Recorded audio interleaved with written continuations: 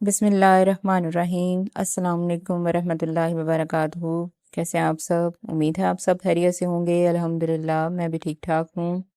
ہم نے سبق نمبر 1 کا آغاز کیا تھا جس کا عنوان ہے حمد، اور حمد آپ جانتے ہیں اس نظم کو کہتے ہیں جس میں اللہ تعالیٰ کی تعریف بیان کی جاتی ہے، اس کی توصیف بیان کی جاتی ہے۔ ہم نے اس کی پڑھائی کر لی تھی، اس کی تشریحات بھی مکمل ہو گئی تھیں۔ آج ہم انشاءاللہ اس کا بک ورک کریں گے، یعنی مشق کریں گے۔ سب سے پہلے دیکھیں تفہیم۔ تفہیم مطلب مشق، ٹھیک ہے؟ تو سوال نمبر 1 جو ہے مدرجہ ذیل سوالات کے مختصر جواب دیں، اور سوال نمبر 2 جو ہے مدرجہ ذیل سوالات کے تفصیلی جواب دیں۔ تو ان کا لیکچر جو ہے وہ الگ سے ہوگا انشاءاللہ، ٹھیک ہے؟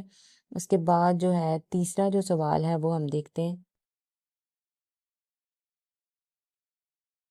تیسرا سوال دیکھیں کہ متن کے مطابق درست جواب پر ٹک کا نشان لگائیں۔ سب سے پہلے ہے الف، اور تاروں کے ڈیش جلائے، دیپ، کوئل کوکی بھورا گونجا، کلیوں کے ڈیش بھرنے کو، دامن بھرنے کو، دامن کہتے ہیں جھولی کو، ٹھیک ہے؟ بادل لہرائے پربت پر، پربت کہتے ہیں پہاڑ کو۔ دریا دریا ڈیش اٹھیں، دریا دریا موجیں اٹھیں، لہر جو اٹھتی ہے اس کو کہتے ہیں۔ آگے دیکھیں سبزے کے ڈیش بچھائے، سبزے کے قالین بچھائے، ڈیش کو رنگین بنا کر، تتلی، تتلی کو رنگین بنا کر، تتلی جو ہے رنگ برنگی ہوتی ہے نا، کیسے کیسے ڈیش بتائے، کیسے کیسے بھید بتائے، راز بتائے۔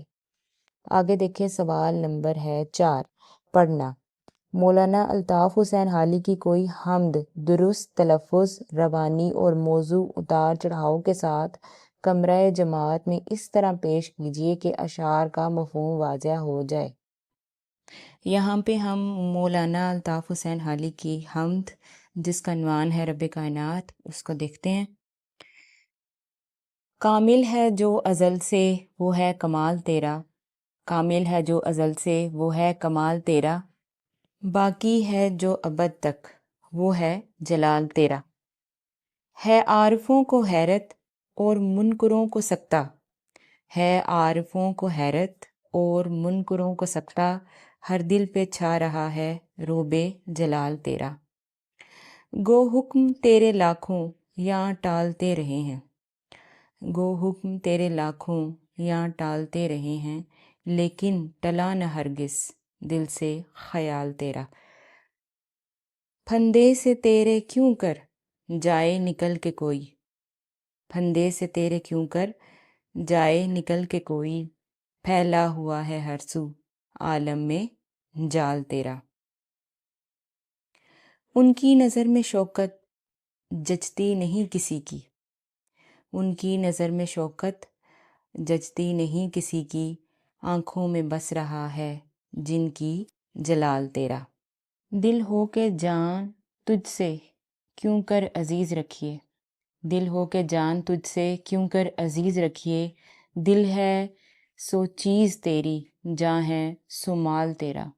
بیگانگی میں حالی یہ رنگ آشنائی، بیگانگی میں حالی یہ رنگ آشنائی، سن سن کے سر دھنیں گے کال اہل حال تیرا۔ زبان شناسی، زبان کی پہچان کرنا۔ محاورہ کیا ہوتا ہے؟ محاورہ اہل زبان کی جانب سے روزمرہ گفتگو میں شامل کیے جانے والے 2 یا 2 سے زیادہ الفاظ کا ایسا مجموعہ جو اپنے لغوی معنی کی بجائے مخصوص معنی میں استعمال ہو، محاورہ کہلاتا ہے۔ جیسے شرم سے پانی پانی ہونا یا 9 2 11 ہو جانا۔ شرم سے پانی پانی ہونے کا مطلب کسی کا پانی میں تبدیل ہونا ہرگز نہیں ہے، بلکہ حد درجہ شرمندہ ہونا ہے۔ 9 2 11 ہونے کا مطلب 9 جمع 2 11 بھی نہیں ہے، بلکہ موقع ملتے ہی فوراً بھاگ جانا کے ہیں۔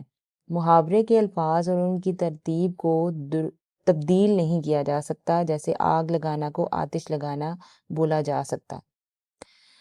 اب یہاں پہ مطلب یہ ہے کہ جو الفاظ ہم سنتے ہیں ان کا اصل الفاظ سے کوئی تعلق نہیں ہوتا. جیسے 11 ہو جانا، 9 2 11 ہونے کا مطلب یہ نہیں ہے کہ 9 اور 2 جو ہے نا جمع کر دینا.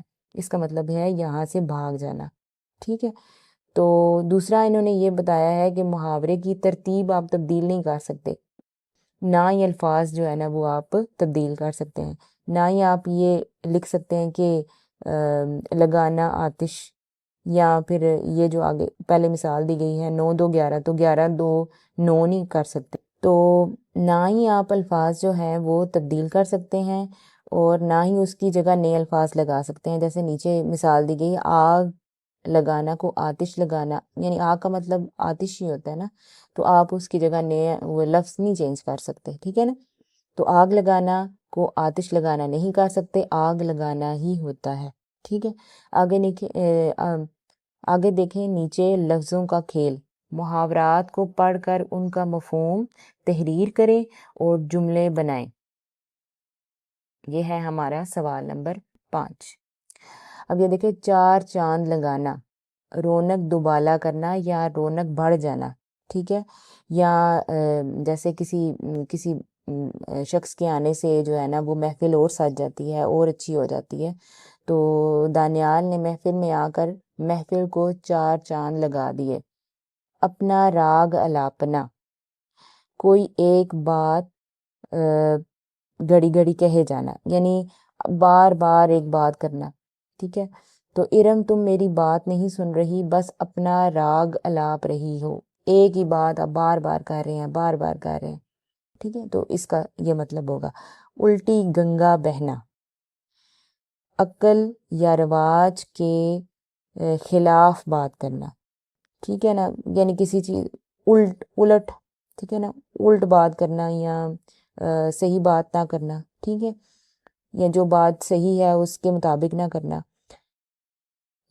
کیوں الٹی گنگا بہاتے ہو، شادی کے موقع پر مرثیہ ہانی شروع کر رکھی ہے، یعنی رونا دھونا شروع کر رکھا ہے.